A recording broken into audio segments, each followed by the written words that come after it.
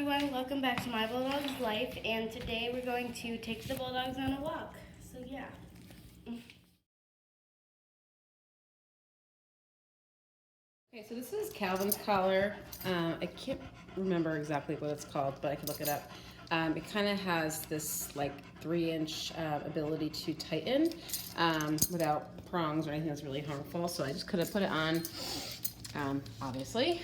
It's a little bit, a couple fingers fit in, but then if I have to pull up, it just has a leeway just to kind of pull at them a little bit.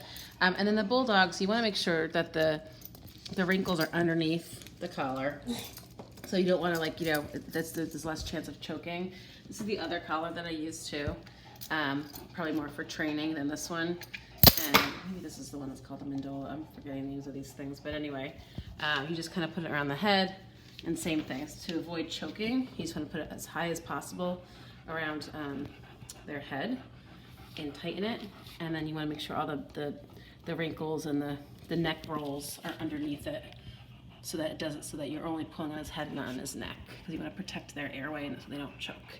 So I'm gonna use this other one because he likes it better. Okay, and it has his tags on it, which is always very important. No. Okay, come here. They don't always love taking a walk. I mean, it's not the worst thing that they don't love. Teddy doesn't like it as much. Like Calvin, Teddy like. So this is Teddy. I wouldn't say that Teddy hates it, but he doesn't love it. Calvin.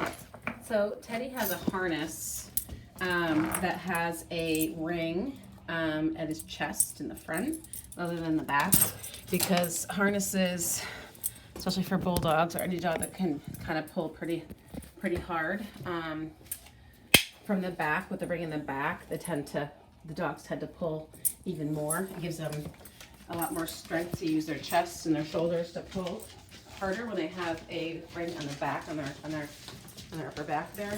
So when I bought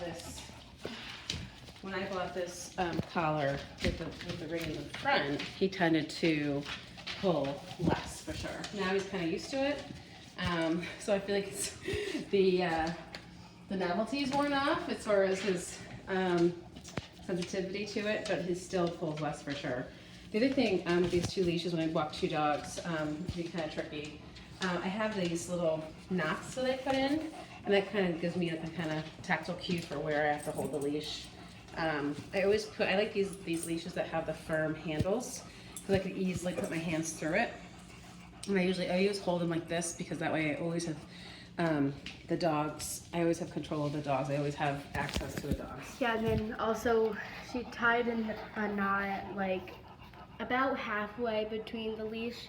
So if they get like too far ahead, just to pull them back. Also, if like there's a dog coming, and these leashes also have these little handles too, really close to them. So if that's something that I need to do, typically what I do for just walking, I usually hold Teddy close to me, and then I have my other hand for Calvin. Calvin's leash is a bit longer. Yeah, and you want to have like, I don't know, what is this, like 2 feet of distance for the most part. My dogs aren't perfect, and they will pull a little bit, and they'll be alpha mailing, and annoying, and try to cut each other off. But since Calvin's a puppy, I've been trying to keep him either the same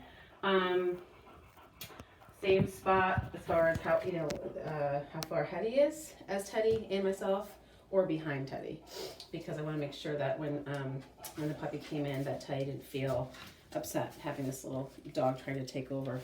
So even the same thing, when you go outside, I want to be the first one to exit the house. So when I walk the dogs in the street, I try to keep Teddy at the same level as me, not too far ahead. I want him to know that like I'm in control. So my hand is over the leash like this. 3 fingers go over it, and my pinky kind of stays out. And that way they just need kind of like little tugs, so they don't want to go far ahead. And you want to take them a walk, like probably twice a day, one in the morning, one in the afternoon. And sorry, you just saw Teddy go to the bathroom. And you shouldn't give them a walk when it's like burning hot out. So you would wait later to when it gets a little bit cooler.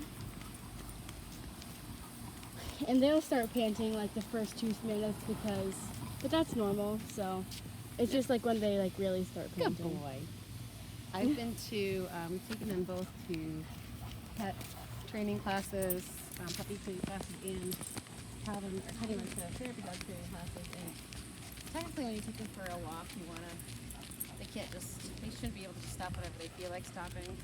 But I'm not that strict.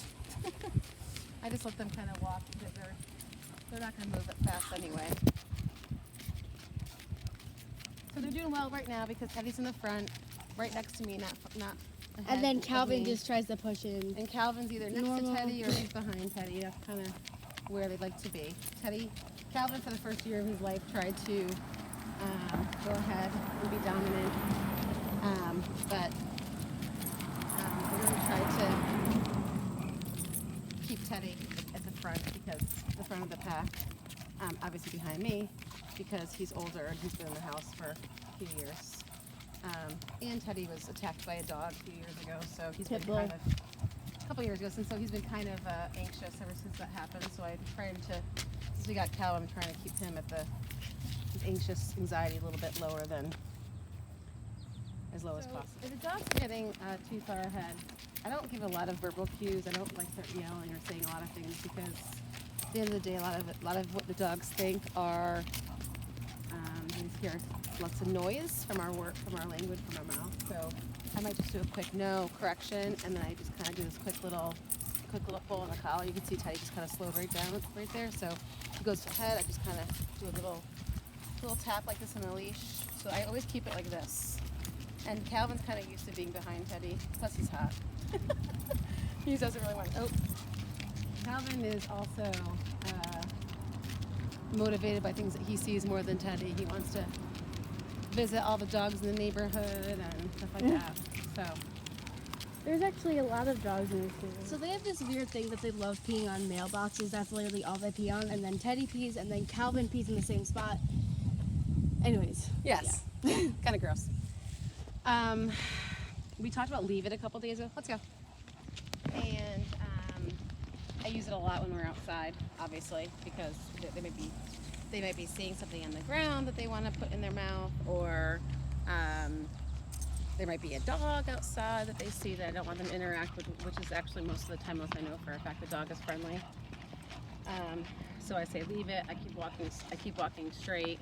I might do this with their leash. I might kind of do a quick little correction. Might say no, depending on how much of a distraction they are having in that moment. So it's just all like just being calm, assertive. Thank you, Susan Milan. And just letting them know who's boss in a calm, assertive, loving way. So the dogs like to run back. Let's see if he wants to do it. Come on, let's go. Let's go. Come on, let's do it. Come on. Come on, down. Oh, good boy. We have to make sure that they don't get overheated. I know, right? But yeah, come on. To get back to the house, you have to make sure that they have fresh water because they're going to be like really hot, so you have to give them water. So yeah, they just start going with the walk with puppies. Good boy. Good boy. Thank you for watching this video. As you can tell, they are very tired. Come on, drink some water. Come on. Sometimes they don't want to drink water, but you just gotta, I don't know. But thank you for watching, and bye.